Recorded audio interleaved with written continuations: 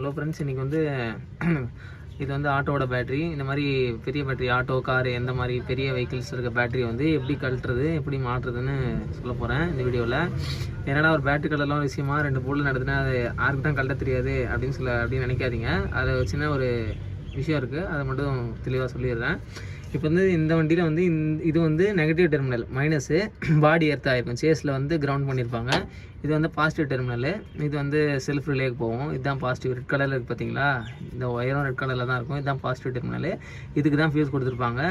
இந்த சேஸ் கிரவுண்டுக்கு வந்து உங்களுக்கு வந்து ஃபியூஸ் வராது. ஸோ இது வந்து இப்போ எதை ஃபஸ்ட்டு கழட்டுறது, எப்படி கழட்டுறது, மாட்டுறதுன்றதை சொல்கிறேன்.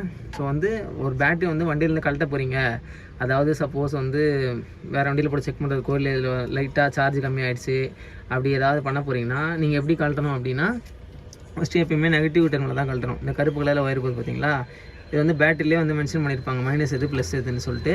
இதுதான் நீங்கள் ஃபஸ்ட்டு கழட்டணும். நீங்கள் வந்து பாசிட்டிவ் போய் ஃபஸ்ட்டு கழட்டுறீங்க அப்படின்னா என்ன ஆகும்னா, இந்த ஸ்பேனர் இங்கே வச்சுட்டு, இந்த ஸ்பேனர் இப்படி வச்சுட்டு நீங்கள் கழட்டும் போது அது போய் மேலே இந்த சேஸில் பட்டுச்சு அப்படின்னா, சப்போஸ் பேரு மெட்டலாக இருந்தாலும் இதெல்லாம் பட்டுச்சு அப்படின்னா ஷார்ட் சர்க்யூட் ஆகும். அதான் சொன்னல ஏற்கனவே, இந்த நெகட்டிவ் டெர்மினல் வந்து பாடி சேஸோட வந்து உங்களுக்கு எர்த்திங் பண்ணியிருப்பாங்க. ஸோ இது எப்படின்னா, இந்த ப்ளஸ் மைனஸு ஷார்ட் பண்ணுற மாதிரி தான் கணக்கு. இங்கே வந்து இதில் ஸ்பேனர் வச்சு நீங்கள் இதில் போடும்போது பாடி எர்த்தாகும். ஸோ எப்பயுமே ஒரு பேட்டரியை வந்து வண்டியில் ரிமூவ் பண்ண போகிறீங்கன்னா ஃபஸ்ட்டு நெகட்டிவ் டெர்மினல் தான் நீங்கள் இது பண்ணணும். ஏன்னா இதில் நீங்கள் ஸ்பேனர் போட்டு நீங்கள் என்ன தான் பண்ணாலும் பட்டாலும் ஒன்றாகும். ஏன்னா எர்த்து டு எர்த்து தான்.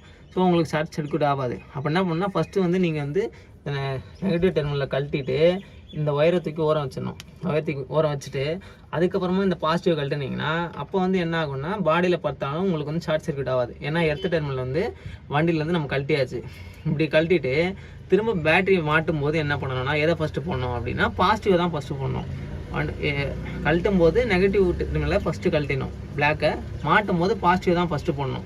ஏன், சப்போஸ் வந்து நீங்கள் நெகட்டிவ் டெர்மினல் ஃபஸ்ட்டு போட்டால் என்ன ஆகும் அப்படின்னா, ஃபஸ்ட்டு நீங்கள் நெகட்டிவ் டெர்மினல் போட்டு டைட் பண்ணிட்டீங்கன்னு வச்சுக்கோங்களேன், இப்போ பேட்டரியில் வந்து நெகட்டிவ் டெர்மினல் கனெக்ட் ஆகிடும். அடுத்து நீங்கள் மாட்டும்போது என்ன பண்ணுவீங்க, பாசிட்டிவ் தூக்கி மாட்டுவீங்க.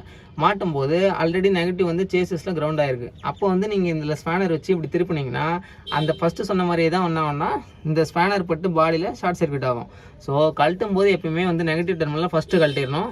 அதேமாதிரி மாட்டும் போது பாசிட்டிவ் டெர்மினலில் ஃபஸ்ட்டு மாட்டிடணும். இதுதான் மெத்தடு. இதை தான் வந்து நான் சொல்ல வந்தேன். மற்றபடி இந்த கழட்டுறது, இந்த ஸ்பேனர் மாட்டுறது, ஸ்பேனர் போட்டு கழட்டுறது இது எல்லாருக்குமே தெரியும். ஆனால் இந்த டிப்ஸை மட்டும் ஞாபகம் வச்சுக்கோங்க. இப்போ இந்த வண்டியை பார்த்து இது வந்து ஓல்டு மாடல் தான், கார்பரேட்டர் டைப் பேட்டரி தான், இல்லை ஈசிஎம்லாம் வராது, அதனால் பிரச்சனை இல்லை. இப்போ வர புது வண்டியாக இருக்கட்டும், இல்லைனா காரு நீங்கள் கழட்ட போகிறீங்க அப்படியா இருக்கட்டும், அப்படி பண்ணும்போது சப்போஸ் நிறைய பேர் பேட்டரி தானே இது நம்மளே கழட்டி மாட்டலான்னு சொல்லிட்டு வண்டி வச்சுருக்கவங்களே பண்ணுவாங்க, டிஐஒய் மாதிரி பண்ணுவாங்க, டிவிடி வச்சுருக்க மாதிரி பண்ணுவாங்க. அந்த மாதிரி பண்ணும்போது நீங்கள் ஏதாவது ஹை ஆம்பியர் பேட்டரி ஷார்ட் சர்க்யூட்லாம் பண்ணிங்கன்னா சம்டைம்ஸ் அந்த ஸ்பார்க் வர்றதுல இந்த ஸ்பேனரே வெல்ட் ஆகிடும், அதாவது உருகிடும். அந்த மாதிரிலாம் நடந்தது தான் சொல்கிறேன். அதுவும் இல்லாமல் லேட்டஸ்ட் வண்டியில் வந்து ஆட்டோவில் ஈசிஎம் வருது, கார்லலாம் ரொம்ப வருஷமாக ஈசிஎம் வருது. ஸோ அந்த மாதிரி ஷார்ட் சர்க்யூட் ஆனால் ஈசிஎம் போக வாய்ப்பு இருக்குன்னு மெக்கானிக்ஸ் நிறைய பேர் சொல்லி நான் கேள்விப்பட்டிருக்கேன். ஸோ அதனால் இது வந்து இந்த மாதிரி ஒன்று நீங்கள் வந்து பேட்டரி கடையில் கொடுத்து மாட்டுங்க, ஒரு 100 கேட்பாங்க. அப்படி இல்லைனா நீங்கள் பண்ணுறீங்கன்னா இந்த சேஃப்டி டிப்ஸ் எடுத்துகிட்டு பண்ணுங்கள். ஏன்னா 100-200க்காக ஈசிஎம்லாம் போச்சுன்னா எவ்வளோ காஸ்ட்லின்னு உங்களுக்கே தெரியும் காரில். ஸோ அதனால் இந்த டிப்ஸை மட்டும் எடுத்துக்கோங்க. ரெண்டாவது வந்து பேட்டரியை மாட்டிட்ட பிறகு இதில் வந்து உங்களுக்கு ஒயிட் கலரில் தெரியும் பாருங்கள், பெட்ரோலியம் ஜெல்லி கலரில் தெரியுதுங்களா, பெட்ரோலியம் ஜெல்லி. இந்த பெட்ரோலியம் ஜெல்லி வந்து 2 டெர்மினல்ஸ்லையும் வச்சு நல்லா தடவி விட்டுருங்க.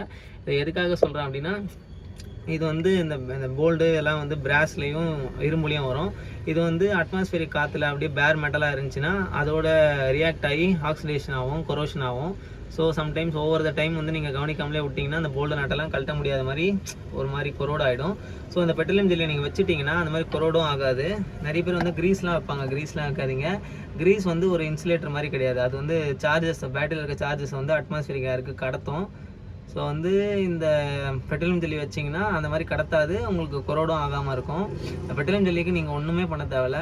மெடிக்கல்ஸில் போய் ஒரு 5 ரூபாய்க்கு வேஸ்லின் டப்பா கேட்டிங்கன்னா அவ்வளோ சின்னதாக ஒரு வேஸ்லின் டப்பா சின்னதாக தருவாங்க. அந்த 5 ரூபா டப்பா வாங்கினாலே போதும். நீங்கள் 2 டெர்மினல்ஸ்க்கும் இந்த மாதிரி பெரிய பேட்டரியில், இது 35 ஆம்பியர் பேட்டரி, இந்த மாதிரி பெரிய பேட்டரிக்கு வைக்கலாம்.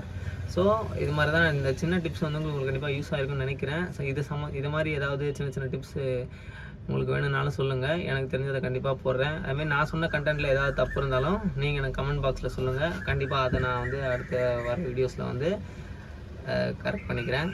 Thank you friends.